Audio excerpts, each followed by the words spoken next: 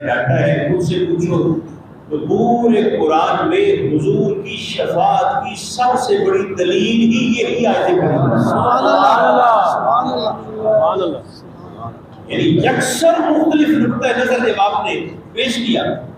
منافق کہتے تھے کہ اللہ نے ڈانٹا ہے.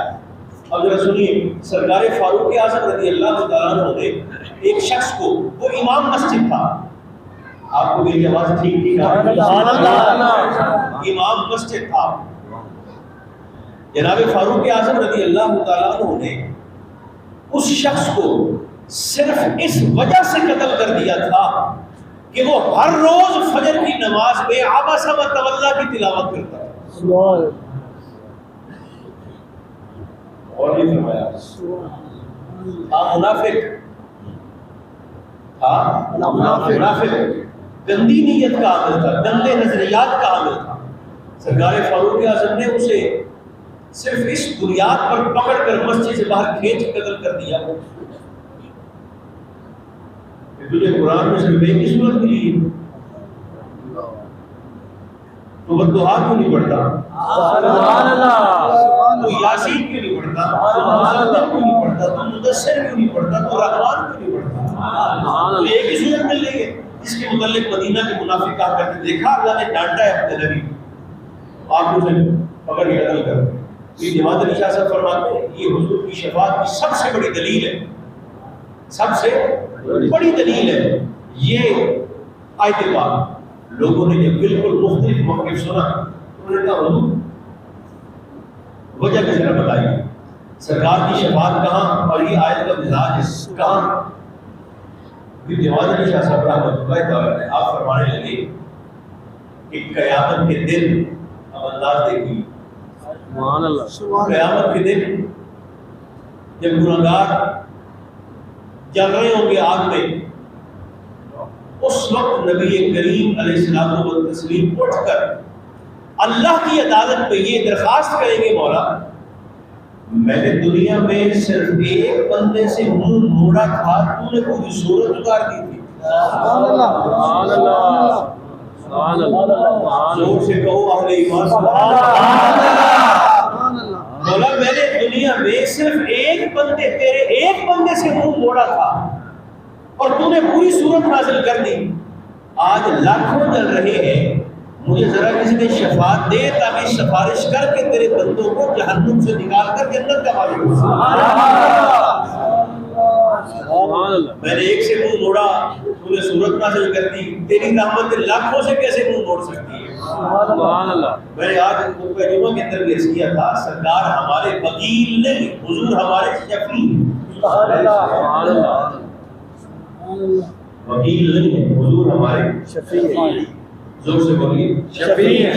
آخری جملے کہہ رہا سرکار ہمارے وکیل نہیں، حضور ہمارے شفیع. وکالت میں اور شفاعت میں وکیل صاحب کیا کرتے ہیں؟ وہ جج صاحب کے سامنے کھڑے ہو کر کٹہرے میں کھڑا ہوتا ہے ان کا موکل جس کے وہ وکیل ہوتے ہیں. تو وکیل جج صاحب سے کہتے ہیں کہ صاحب یہ میرا موکل ہے، اس نے کوئی جرم نہیں کیا، یہ بے قصور ہے، بے خطا ہے، بے گناہ ہے، اس لیے اس کو چھوڑیے چاہے اس نے قتل کیا ہو نہ ہو. میں نہیں سمجھا پا رہا. سبحان اللہ چاہے اس بندے نے قتل کیا ہی کیوں نہ ہو، چوری ڈکیتی کی ہی کیوں نہ ہو، مگر وکیل کہتا ہے وکالت اس کو کہتے ہیں، وکیل کہتا ہے اس نے کوئی جرم نہیں کیا، یہ بے قصور ہے، اس کی رہائی کا پروانہ جاری کرے. وکیل جج صاحب کے سامنے دلیل بھی اسی بات پر دیتا کہ یہ بے قصور ہے، اس نے کوئی قصور نہیں کیا، اسے رہا کرے، چھوڑے. یہ ہے وکالت. شفاعت یہ نہیں. شفیع کیا ہوتا ہے؟ حضور قیامت کے دن اللہ کی بارگاہ میں کھڑے ہو کر عرض کرے کہ مولا ان سارا کچھ کیتا ہے. سبحان اللہ. یہ چور بھی ہے، یہ ڈکیت بھی ہے، یہ ظالم بھی ہے، یہ جھوٹے بھی ہیں، یہ فراڈی بھی ہیں، یہ دغاباز بھی ہیں، یہ ظلم کرنے والے بھی ہیں، زیادتی کرنے والے بھی ہیں، دل توڑنے والے بھی ہیں، حرام کھانے والے بھی ہیں، شرابی بھی ہیں، سود خور بھی ہیں. انہوں نے سب کچھ کیا. جو جرم جس کے کھاتے میں ہوگا سرکار عرض کریں کہ باری تعالیٰ انہوں نے سارے جرائم کیے ہیں مگر میں ہوں ان کا شفیع. شفیع کا معنی کیا ہے؟ شفیع کا معنی یہ ہے کہ مولا تو اب ان گناہگاروں کے کالے چہروں کو نہ دیکھ، میرے آنے کو دیکھ کر ان کی معافی کا فرمان کر. سبحان اللہ.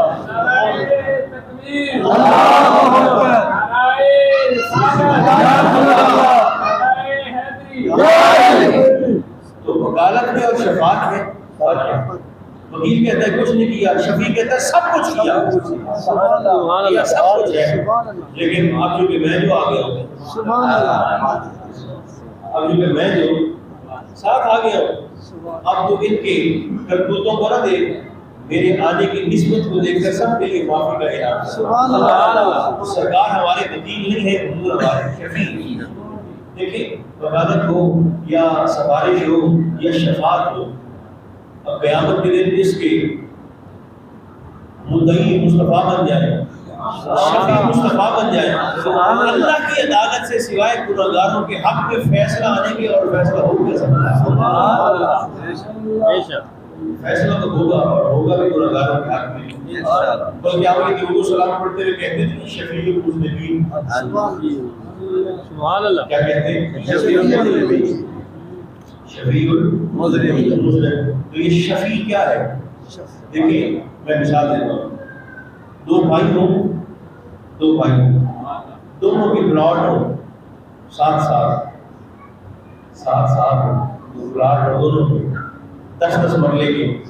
ایک بھائی اپنا پلاٹ کسی اور کو بیچ دے، بھائی کو پتہ نہ چلے، کسی اور کے ہاتھ میں فروخت کر.